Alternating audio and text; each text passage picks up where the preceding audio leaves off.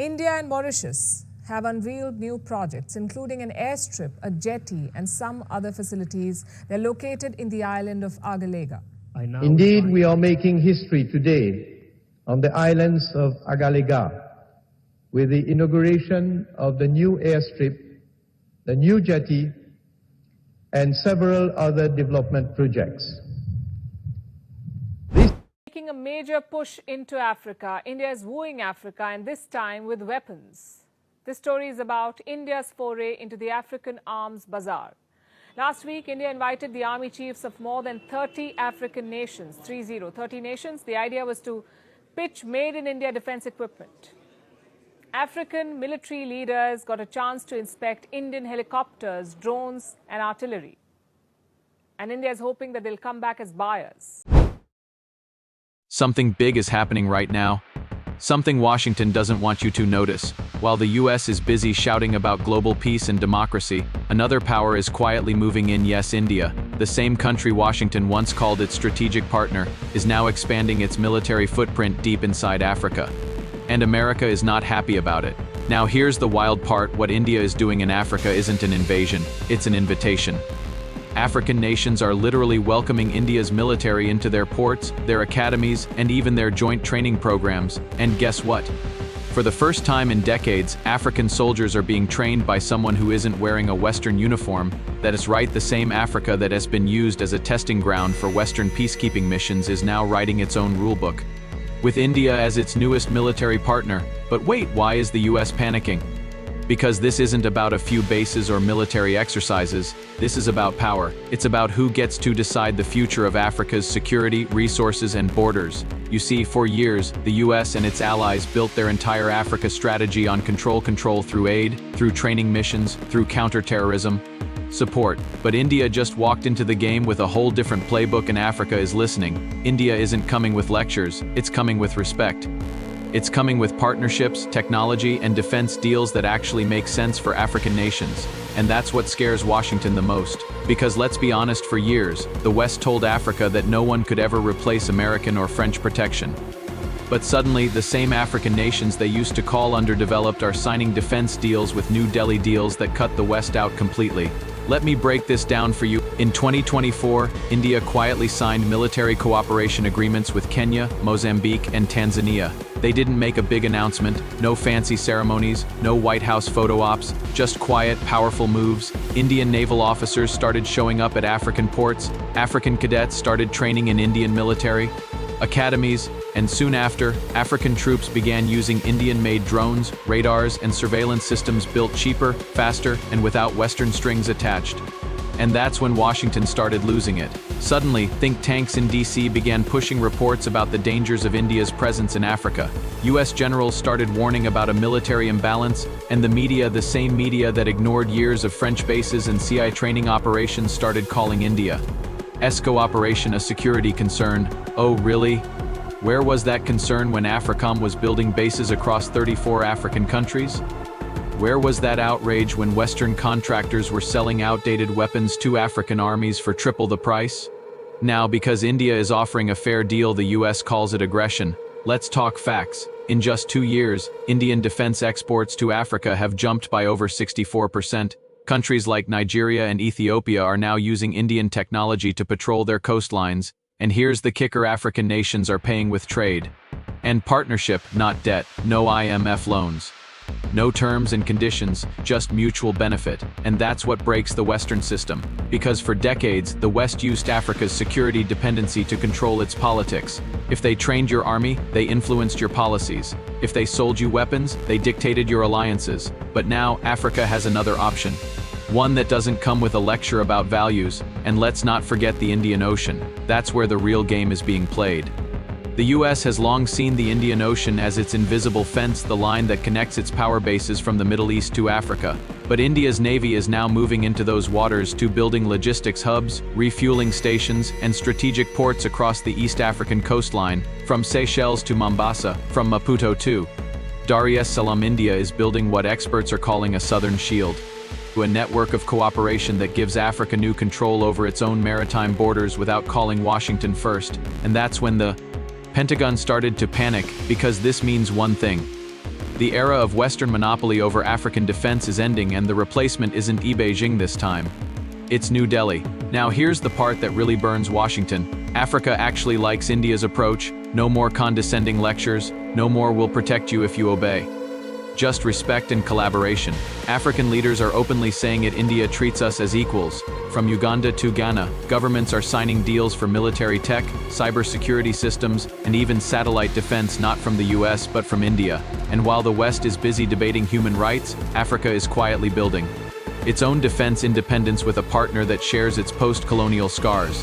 So when you hear Western media say, India is destabilizing Africa, don't believe the spin. What's really happening is simple. India and Africa are rewriting the script. They reproving that you can build security without submission, that cooperation doesn't have to mean control. And that's why Washington is nervous, because the same continent it once underestimated is now flipping the chessboard. And the same India it once called an ally is now competing for influence in a way that could change the balance of power for the next 50 years. This isn't just a military story, it's a power shift, a new alliance born out of respect, not fear, and make no mistake, the US will try to stop it. Sanctions, propaganda, pressure, the whole playbook. But this time, Africa's not folding, and neither is India, because both know what it's like to be underestimated, both know what it's like to fight for sovereignty, and together, they might just redefine what global power looks like in the 21st century. While most Western analysts were busy tracking China's Belt and Road projects, India was quietly laying the foundation for something much deeper, a military and strategic partnership with Africa built on mutual trust. It started small, a few defense training programs here, a joint naval exercise there, but by the time Washington realized what was happening, India had already positioned itself as Africa's new defense ally. In Kenya, Indian naval ships began docking regularly at Mombasa under the Sagar initiative that has security and growth for all in the region. Sounds harmless, right? But dig deeper and you'll see the message hidden in plain sight. India isn't here to compete, it's here to protect. That's a message Africa understands perfectly. Because for decades, African nations have seen Western protection turn into occupation aid programs that came with strings, and peacekeeping missions that never seemed to end. But India's tone was different. We don't want your land, we want your partnership. By early 2025, intelligence reports circulating in Washington began raising alarms. A leaked Pentagon brief first reported by Foreign Policy revealed that US officials were deeply concerned about India's growing security ties in East and Southern Africa. That report mentioned 3 key flashpoints: Mozambique's Cabo Delgado, where Indian private security contractors were training local forces to secure energy infrastructure, replacing French and American advisors; Kenya's Lamu port, where Indian maritime officers were seen coordinating anti-piracy patrols alongside African units; and Tanzania's Bagamoyo, where construction of a dual-use naval logistics station had begun, partially funded by Indian defense firms. Washington's reaction: not diplomatic praise but panic. State Department officials began pushing the narrative that India's expansion could undermine regional balance. But behind closed doors, everyone knew what that really meant. The US was losing its monopoly. Let's rewind for a second. For years, the West underestimated India's potential as a global power.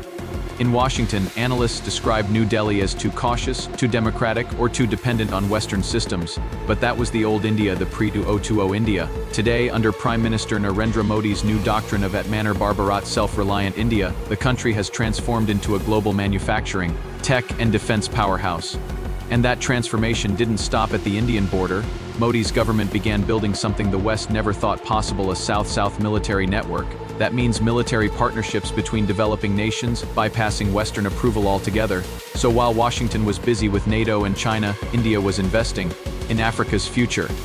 Training African officers at the Defense Services Staff College in Wellington, building cyber defense programs for nations like Ghana and Ethiopia, offering scholarships for African engineers to design next-gen defense systems in Bengaluru and Hyderabad. To Africa, this wasn't just military cooperation, it was liberation through partnership. By mid-2025, the US wasn't just watching, it was reacting. The Trump administration began reactivating old Cold War-style tactics: sanctions, influence campaigns, and covert pressure through international bodies. Washington started lobbying the African Union to review India's new security deals, claiming they could destabilize existing regional structures, but it didn't work. Why? Because African nations had seen this movie before. They remembered how the US pressured them during the Russia-Africa summit. They remembered how France punished Mali and Burkina Faso when they expelled foreign troops. And now they saw the same playbook being used against India, a nation that hadn't invaded, exploited, or colonized them. So Africa pushed back.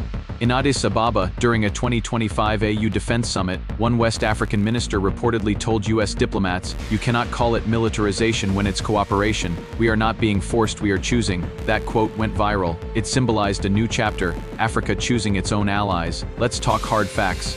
India is now one of the world's top 5 defense exporters, supplying more than $2 billion worth of military hardware to over 50 countries, and Africa is one of its fastest-growing markets. Countries like Ghana signed a deal for Indian radar and surveillance systems. Kenya purchased armored personnel carriers from India's Tata Advanced Systems.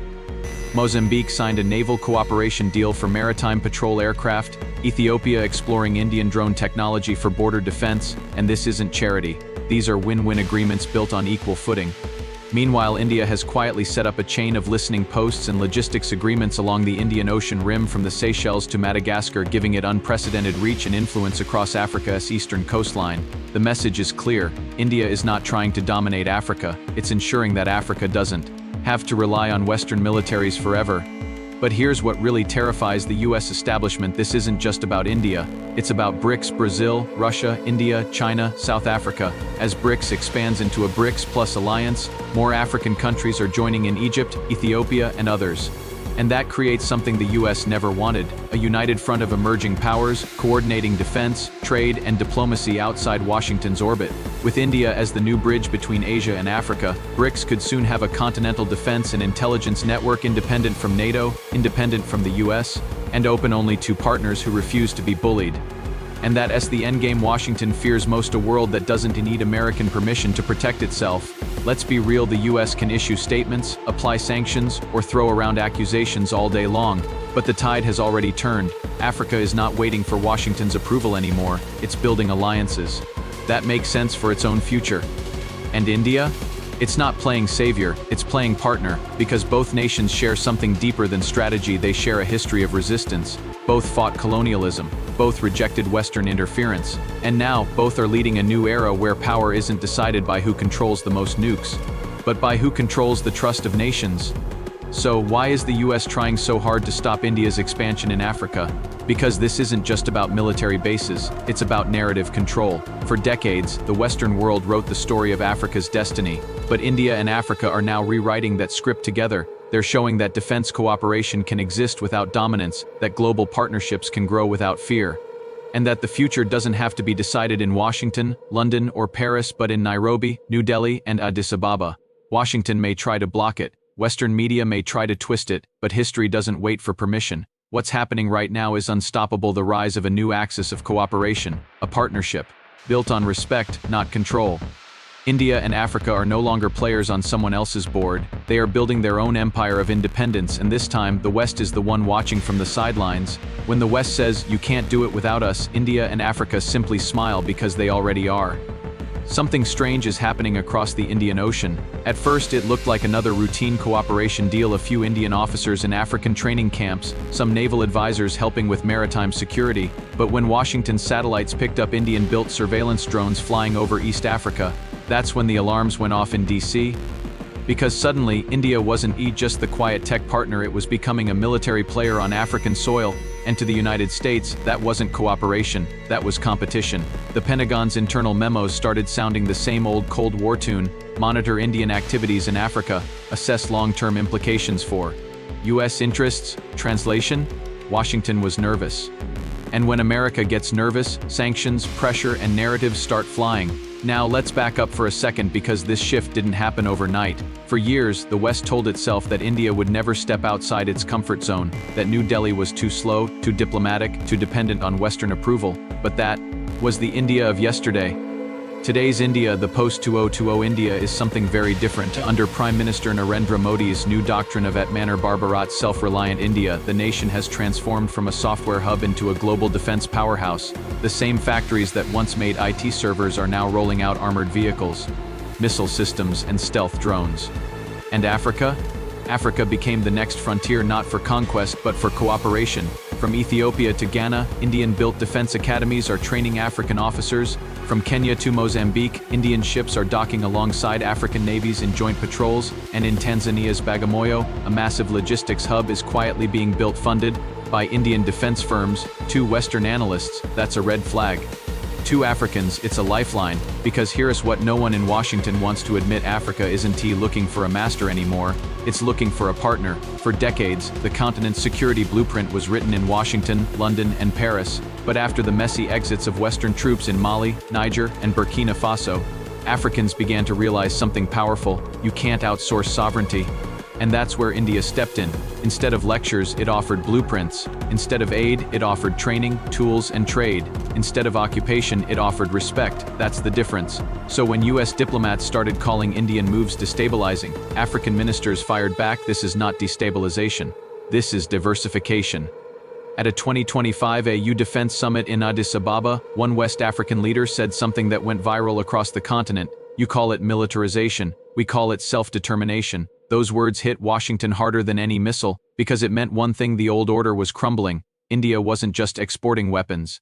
It was exporting independence: radar systems to Ghana, armored vehicles to Kenya, naval drones to Mozambique, and surveillance equipment to Ethiopia, all built, sold, and trained for without a single Western approval letter. By mid-2025, US intelligence agencies had already labeled India's moves as strategic encroachment. But the truth is simpler: Africa is tired of waiting for Western permission to protect itself, and India is giving it that chance. Let's be clear, India's strategy is not about military domination. It's about building a South-South security architecture where developing nations help each other rise, rather than waiting for the West to intervene. And that's the nightmare scenario for Washington, because when you connect the dots: Indian naval posts in Madagascar, radar stations in Seychelles, training programs in Ethiopia, and cyber defense projects in Ghana, you begin to see a new pattern emerging: a network of cooperation that stretches from the Arabian Sea to the Atlantic coast, a network built not on fear but on shared ambition. And behind it all stands BRICS, the alliance Washington loves to hate.